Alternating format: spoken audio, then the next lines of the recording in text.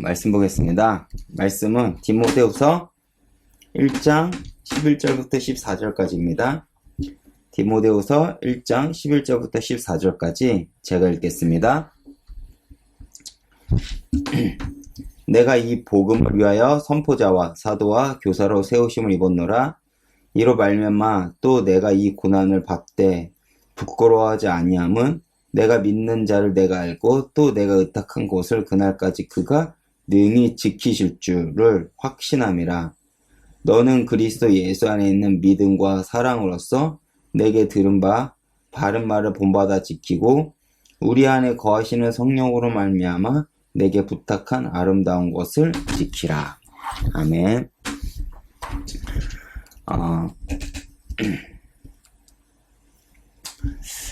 이번 주 강단을 통해 우리는 올해 우리 교회 방향이 되는 메시지, 그리고 이번 주 방향이 되는 흐름인 디모데후서 2장에 대해서 이제 말씀을 받았죠. 은혜 안에서 강하다는 것의 의미라는 제목을 가지고 말씀을 받았습니다.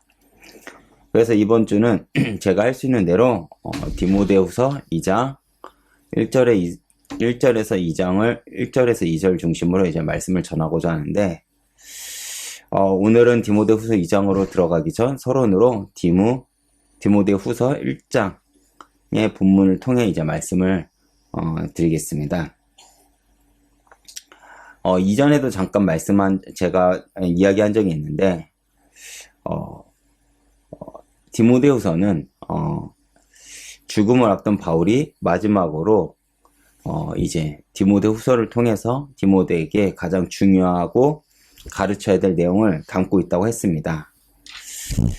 그 상황을 생각하고 오늘 본문을 보면 사실 바울의 굉장한 그 결연한 고백을 우리는 느낄 수가 있죠.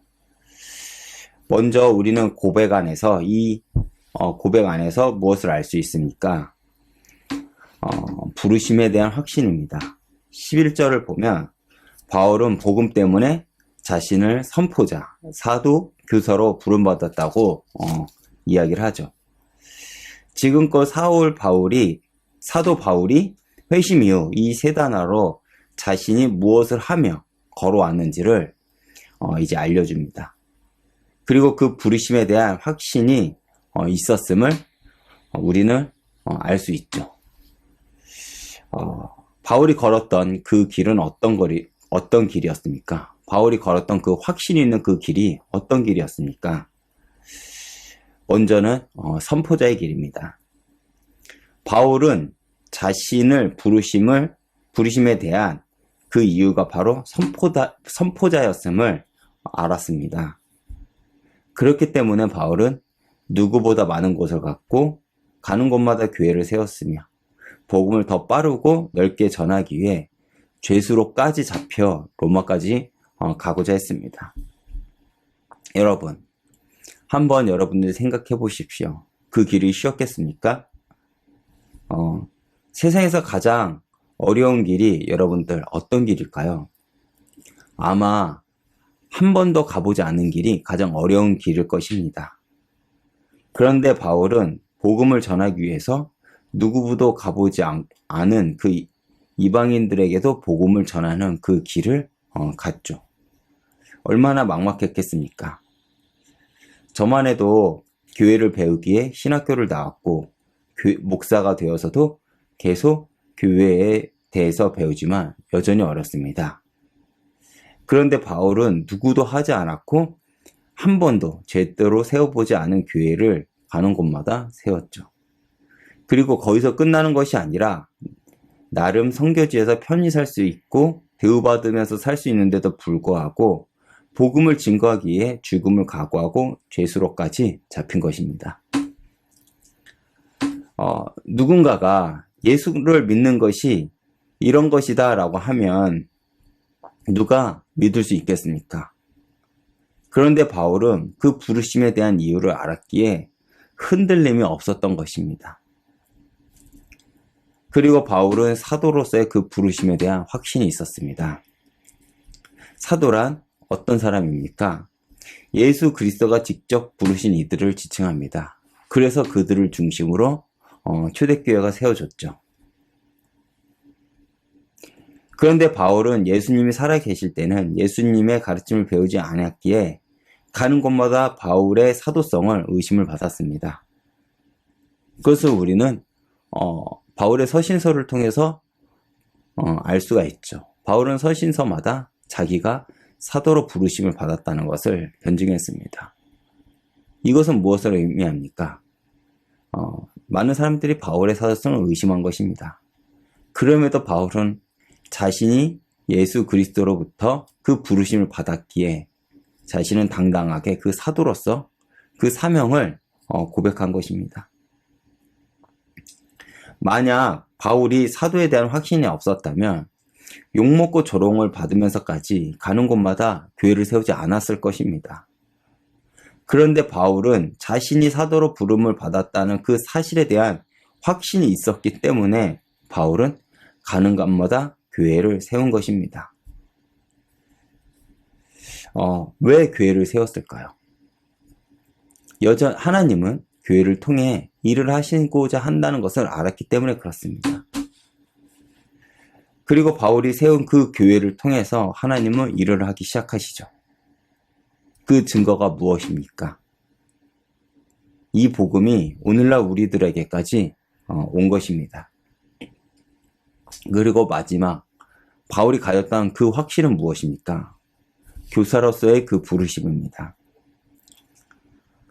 바울은 교사로서의 그 부르심에 대한 확신이 있었기 때문에 디모데와 디도, 그리고 로마서 16장의 인물 등 많은 제자를 키워 교회의 지도자로 세우고 더 나아가 그들을 가르치고 교회의 성도를 가르치기 위해 서신서를 통해 교회가 무엇인지, 성도가 무엇인지, 신앙이 무엇인지에 대해서 가르쳤습니다.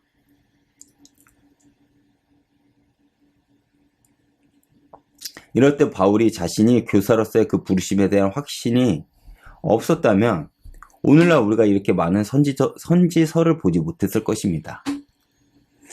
오늘날 현대를 살아가는 우리는 바울 서신서를 통해 우리 역시 신앙과 신학 그리고 교회에 대한 그 기초를 배우고 또 확인할 수 있는 것이죠. 만약 우리가 바울의 서신서가 없으면 우리의 신앙은 굉장히 율법적이거나 아니면 두서가 없을 수도 있습니다. 굉장히 어렵겠죠. 그러나 우리는 바울 서신서를 기초로 우리는 신앙을 재정립할 수가 있는 것입니다. 여러분, 제가 오늘 바울이 가지고 있는 그 확신이라는 것을 정체성에 대한 부분들을 이야기를 하고 있었지만 저는 여러분들에게 바울처럼 이렇게 해라라고 말하는 것이 아닙니다. 각자의 부르심이 있다는 것을 저는 이야기하고 싶은 것입니다. 그 부르심에 대한 확신이 있었다면 주님을 믿고 끝까지 가보라는 것입니다. 바울이 복음을 증거하기 위해 갔던 3차 전도 여행이 오늘날 우리에게도 전도와 선교의 모델이 될 줄 바울이 알았겠습니까?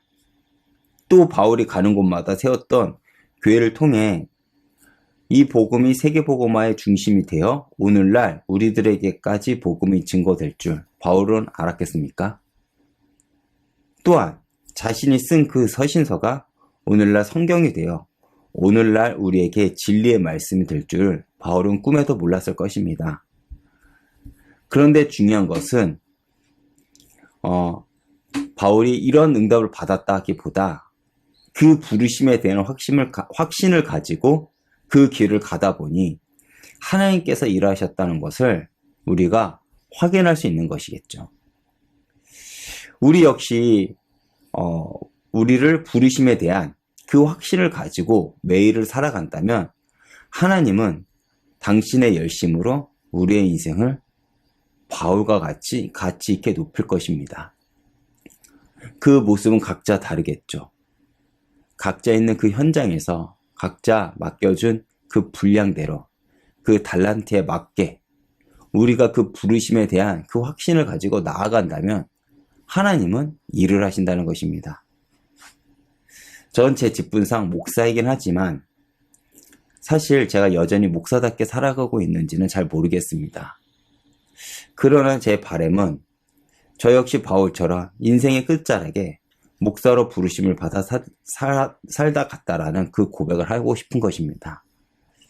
아마 여러분 인생 속에서 여러분들에 대한 그 부르심에 대한 여러분들도 반응을 하며 그 확신을 가지고 그 인생을 최선을 다해 달려가시길 축원드리겠습니다.